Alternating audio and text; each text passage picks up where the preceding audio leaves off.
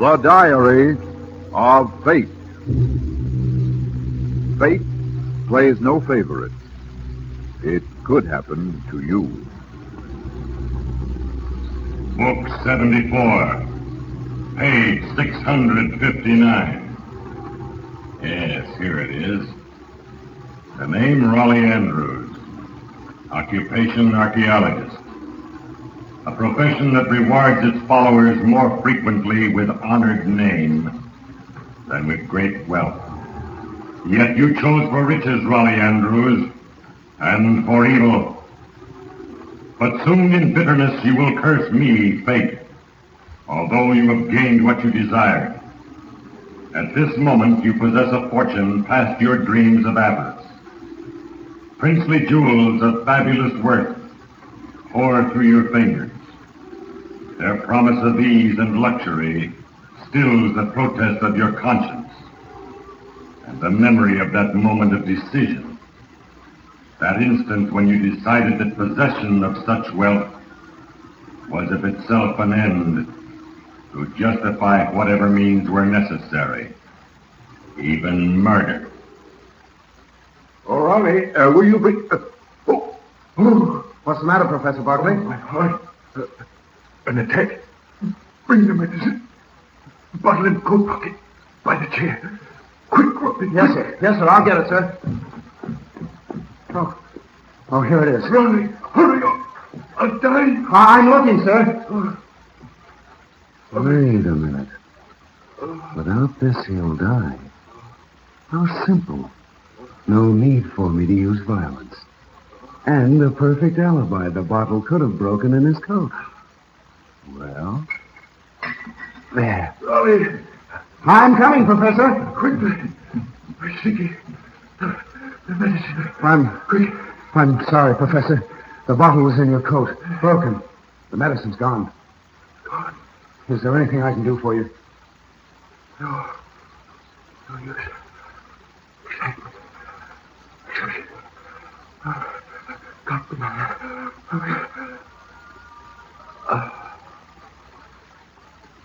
He's dead.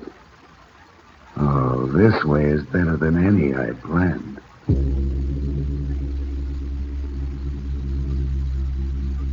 Thus, Rollie Andrews was inscribed in an erasable entry on your page. You could have saved his life. You chose instead for evil. But your decision set in motion a plan founded on little things. These are my instruments. When you meet death upon his lonely way, you will understand their meaning. Soon I will read another entry from the record of Rollie Andrews in the Diary of Fate.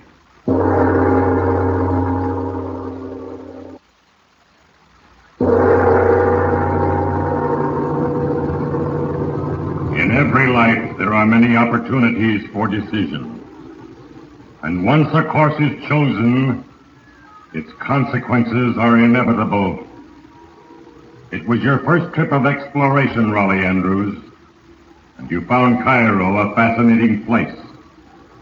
It was the goal of 5 years of striving. As associate to the eminent Professor Barkley, for he thought you a promising young scientist.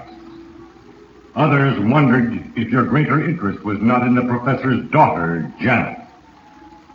The truth, perhaps, lay in between, seasoned with your great desire for gold. Professor Barkley had a reputation for discovering ancient treasures for posterity. You had other ideas. Professor Barkley's quarters. Andrew speaking. There's a gentleman here in the lobby to see Professor Barkley, one Monsieur Lorette from the Cairo Museum. Shall I send him up? Yes. Yes, we're expecting him. Thanks. Our official observer's on his way up, Professor. Excellent, Ronnie. Excellent. Did they mention his name? Yes, sir. Monsieur Lorette. Good, good. Lorette has been observer on several of our explorations. Very cooperative. And very handsome. Now, dear, stop teasing. I guess the only way I can get Rollie's attention is for you to go powder your nose or something until Lorette gets here. I want to discuss a little matter with Rollie. My nose is powdered. But if you're keeping secrets now from your only daughter, okay. See you later. Goodbye, Janet. Rollie, in the conversation with Lorette, try not to be drawn into any discussion about Queen Heteferi's sarcophagus. If this is a wild goose chase, which is very possible, we'll save our scientific reputations anyway. Yes, I understand, sir. Our object is just more research and new photos of the main room. Right. Oh, that must be he. Will you let him in? Yes, sir. Monsieur Lorette, please come in. Well, my old friend Lorette. We meet again. It is indeed a pleasure to see you back, Professor. Ah, the years have treated you kindly. Can't brag much. Still got this bad heart. Getting old. That's why I brought along a younger man. I want you to meet my associate, Rollie Andrews. He's a very glad to know you, sir. You are very fortunate, Mr. Andrews, to have so great an authority about science for your preceptors. Oh, thank you. I agree. And will you honor us as official observer this trip? Yes, indeed. I am a selfish man regarding these two infrequent visits of Professor Bartley. By the way, Professor, in your letter you requested a permit to open only the main room of the Heteferi's monument. Do you have a new idea about it? Well, nothing new, I suppose. I brought along a motion picture camera this time. Hope to get some studies for my next book. Hello. Oh, how are you, Monsieur Lorette? Having seen you again, I am once more a happy man. Thank you. I've often thought of that wonderful trip to the monuments you took me on. Father studied those old inscriptions. Remember? What was that? Do not remind me of a dereliction of my duty. The observer is supposed to be at all times with the exploring party. But your father is so well known, Savant, it was a pleasure. Oh, and one I hope you'll repeat. I'd love to. Perhaps this visit we could, as you say, paint the town together some evening. Oh, can we? Sorry, I forgot to bring evening clothes. Well, I'll settle for the cook's tour. At your pleasure. Professor, have you given up all hope of finding a clue to this sarcophagus of Queen Hetefers? Well, I think I'll have to leave that to you younger men. Oh, I'm disappointed. I had hopes, perhaps, that your studies of the previous pictures had borne fruit. Maybe a clue that would enrich the museum with Hetefers' jewels. Were they unusual? Unusual? Ah. She collected precious stones as a miller collects grains of wheat. Legend tells us they were buried with her. But we have never found her sarcophagus.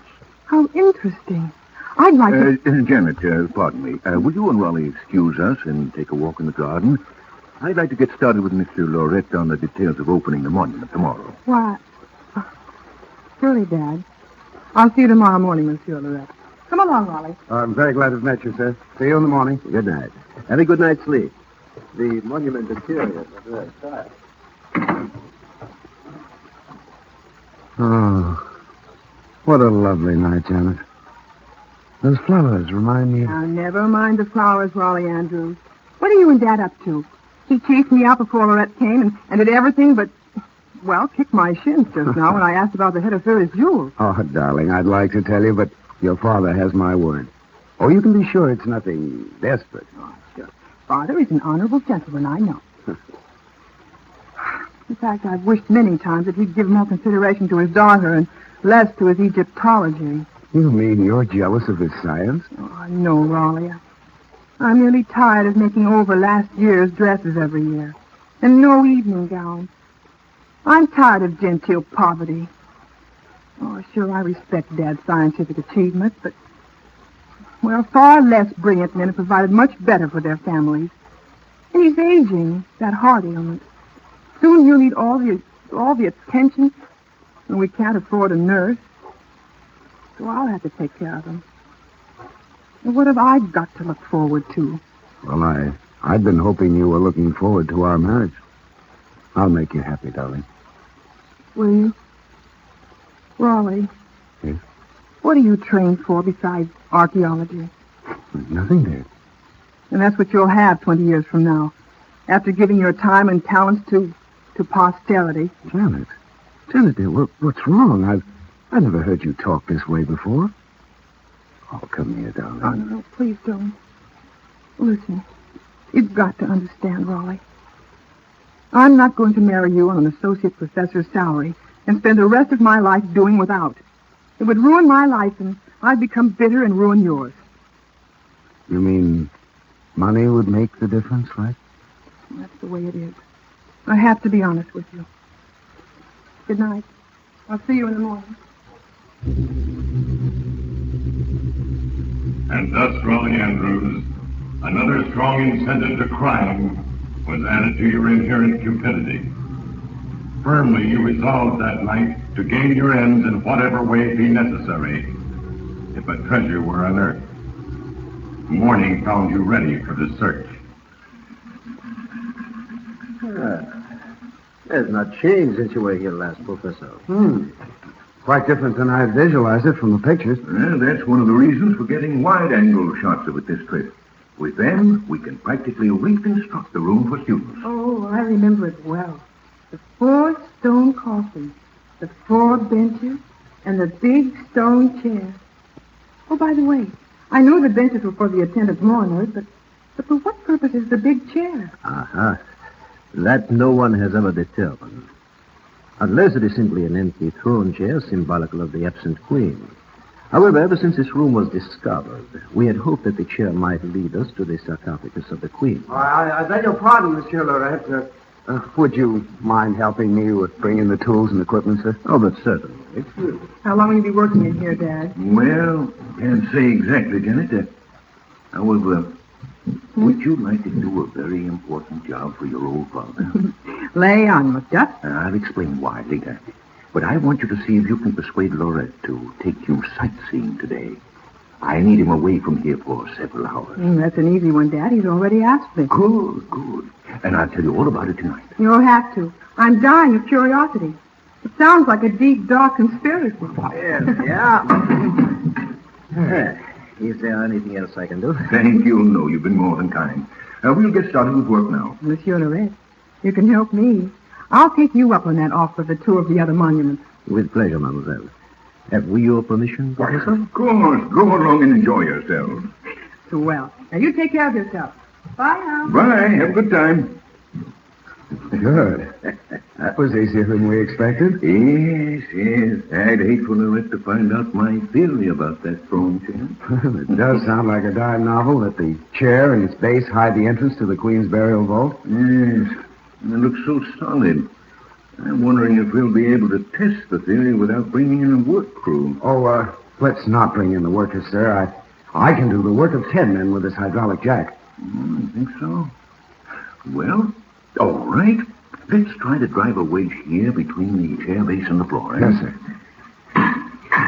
There. That's it. Good. That's enough to give us a purchase. Now, I'll mount the hydraulic jack to it. I wonder why no one else ever thought of exploring beneath the chair. Oh, that's simple.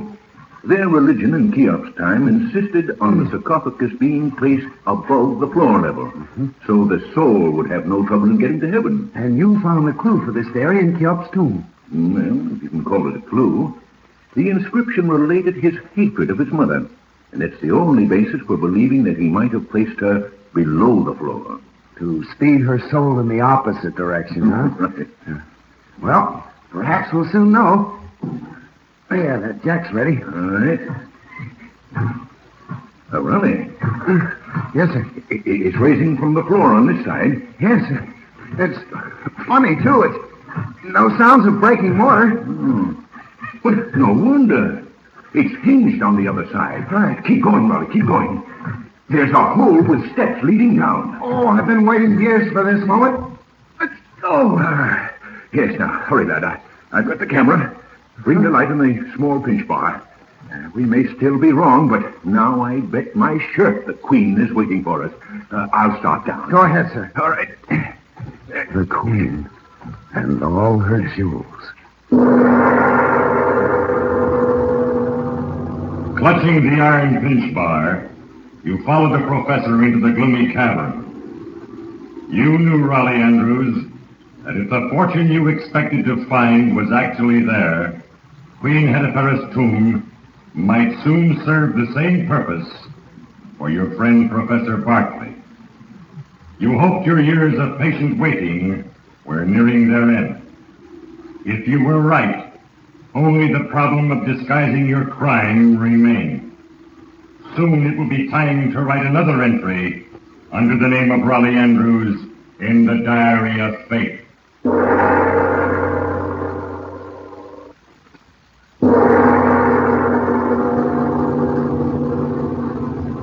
has been said, and wisely, that those who use the God-given power of thought for purposes of evil shall within their plans arrange their own destruction. And you, Rollie Andrews, adhere more closely to the pattern than you know. Each step now taken in the furtherance of your long-planned crime but shortens the pathway to your doom. Your eyes, agleam with avarice, followed the beam of light as it sought now the sarcophagus of a long-dead queen. No wonder all soundings fail to disclose this chamber. It's carved from solid rock. Yes, but there's nothing here except this one coffin, and it's very plain. Doesn't look like a queen's. Let's open it. Well, opening the coffin without damaging it will probably require workmanship. No, let me try it, Professor. I can do it. Well, we could open the lid without Lorette being here, as long as we didn't disturb the contents. Yes, try the beach bar. Yes, sir. Careful, Rollie, careful. Now, pry it at the center. Yes, it's a well-constructed coffin. From the way the metal gives under the pry bar, I think it's made of gold. Yes. The lock is holding. That's it. Now to raise the lid. Here, I'll help you. This may be the greatest discovery since the Rossetti Stone. Together now. The light, Rollie. Professor, turn it here. Professor, look at them. Diamonds, rubies, emeralds, thousands of them, pounds of them. Huh? Oh, bother the jewels. The Egyptian government will have them. Look at this inscription. It is she, Queen Hetephères, mother of Cheops. Oh, these tablets, Rollie, these tablets. They'll fill in 50 years' gap in our knowledge of history. Success, my boy, success. Go see if you can locate Lorette, so we can remove the contents. Professor, Lorette's not here, and he'd never know if we took some of the jewels. Why must they all go to the museum? We discovered them. A pocket full would be a fortune to keep us all the rest of our lives. Stop it. Rollie, we're honorable men, scientists of reputation. Let's forget what you've just said. Go find Lorette. Yes, of course. I didn't think you'd agree. But here's the light, sir. Oh, sorry, Professor. I guess I'm nervous. I dropped the light and broke it. Oh, too bad. But we can unpack and bring down the bigger lights. I would like to finish reading this manuscript now. I've got it. I'll turn on the camera light. It's good for about 5 minutes. There. That is bright. I'll go find Lorette. Oh, Rollie, will you bring... What's the matter, Professor Barclay? My heart and the dagger. Bring the medicine, bottle in the coat pocket. Quick. Yes, sir. Yes, sir. I'll get it, sir. Hurry.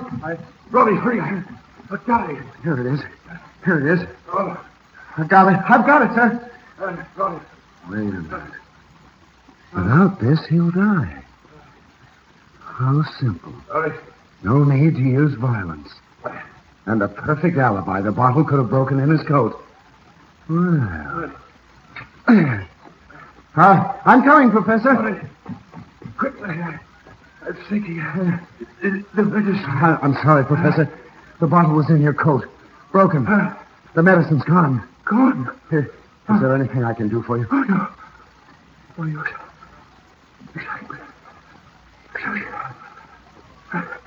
Got me.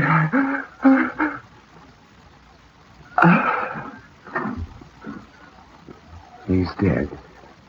Oh, this way is better than any I'd planned.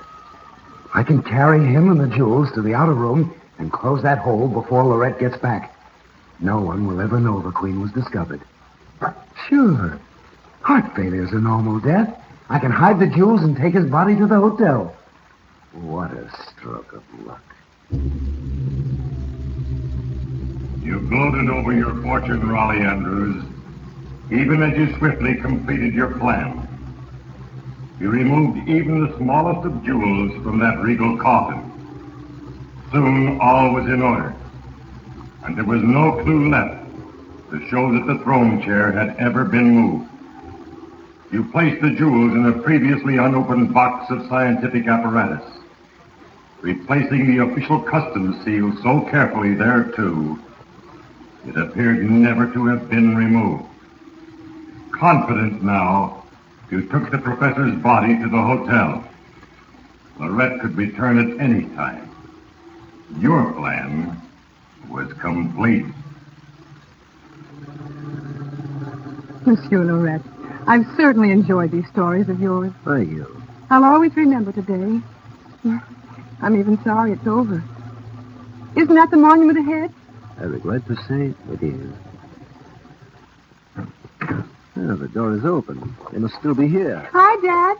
Rollie, we're back. Oh, they're not here. Oh, perhaps they had to drive into town or something. I wonder if anything's wrong. They've unpacked only one toolbox and a camera and light. Well, we'll soon know. A car just stopped over there. Oh, hi, Rollie. We've been wondering about you guys. Where's Dad? Janet, I took him to the hotel. Something's wrong. What is it, Rollie? What's the matter with Dad? Answer me. Janet, let's sit down. Don't stall, please. You don't have to break it to me gently. Is he gone? Yes, dear. He passed away here. Oh. Doing the work he loved best. I should have stayed. I wish there was something I could say or do to help. Thank you. It's really not unexpected. Is it hard? Yes, dear. I can drive you into town now if you wish and come back for the equipment. But the mission? Is the work accomplished? Yes. We got what we were after. Just pictures, you know. Well, then, I'd like to get away from Egypt and go home. The ship we arrived on sails this morning. Could we make it? Yes, except for the customs clearance on the equipment. Well, perhaps I can help on that. The customs seals are not broken on most of the boxes. They can be put aboard tonight without inspection. I'll have a man repack these two, have them cleared, and sent to the steamer in the morning. Thank you, monsieur. I was thinking about Dad. Oh, that is the simplest matter of all. Think no more about it. I'll arrange everything. Your plan is now complete, Rollie Andrews. No one saw your passive murder of Professor Barkley. The sympathetic cooperation of Lorette will place the treasure box safely upon the steamer. With morning, you intend to sail home to America, a wealthy man. But you ignore the little things that happen which put the plan in motion. Your record nearly is finished. And in just a moment, I will read the final entry in the diary of fate.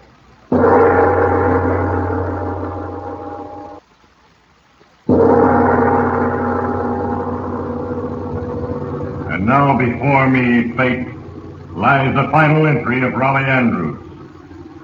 Deception, theft, and murder were the crimes he committed. A fabulous fortune in jewels as stakes. But unheeded by most mortals are the little things.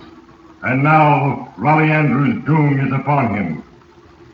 He could not wait the ship's departure to caress his fortune, but had the treasure box placed in his cabin. There he now gloats over the shining gems, runs his hands through their cool, glittering beauty. Oh, you beautiful things. Queen Hedda Fairies did all right by herself, and now so have I. I'll sell you a few at a time. Oh, the things you'll buy me. A ranch in Arizona. Perhaps a yacht. There's the signal for visitors ashore. Now to enjoy a pleasant voyage home. Yes? Yes, who is it? Mr. Andrews, it is I, Lorette. I have your baggage checked for the two other boxes. Just a minute. Coming. Oh, Lorette, you've been grand. Thanks again for everything. You'll never know how much I'm indebted to you. No? Fortunately, my knowledge has been increased this morning. All right, men, take him. Huh? Hey, what's the big idea? You are under arrest, Andrews. Men, search the cabin. Take everything ashore. Monsieur Lorette, what's happening? This man tells me I must go with you and wait for the next boat. Rollie, Handcuffed? I am sure you will not mind the delay, mademoiselle, in such a good cause. We'll need you only for formalities at Andrew's trial. Then you will be free to go. Well, this is outrageous. For what will I be on trial? For the murder of Professor Barkley and the theft of the Hetterfels jewels. Ridiculous, ridiculous. Barkley died of heart failure. And that box of jewels your men are taking from my cabin, they're mine. You can't prove where I got them. I won't need to. You were kind enough to furnish all the evidence required. You'll have to produce your evidence before you take me off this ship. I'm an American citizen. The captain has seen the evidence and consented to your removal. This was your first trip of exploration. You did not know that all pictures taken in monuments are developed by our museum, and copies retained. But we didn't take any pictures. Not a one. I just said that so that Janet would start for home. There's some mistake. Yes, a very small mistake, but a fatal one for you. Someone touched the starting mechanism of the camera while you were using its light in the Hetterfels tomb. It took 4 minutes of very good pictures. They show you breaking the professor's medicine bottle, stealing the jewels, everything. They even show from the composition of the walls where the vault is located. Shall we go now? And now it is time to close the book. Yes, Rollie Andrews, little things caused your downfall. A shattered bottle, a broken lamp, the trifling error of an old man's hand that tripped the camera shutter. These and other trivial things are the instruments with which I, fate, work. And justice has been served. Heed well, you who listen, and remember, there is a page for you in the diary of fate. Included in our cast were Herbert Lytton, Tom Brown, Cynthia Corley, Bill Johnston, Lou Krugman, Gene Twombly, Ray Erlenborn, and Hal Sawyer. Diary of Fate is a Larry Finley production, transcribed in Hollywood.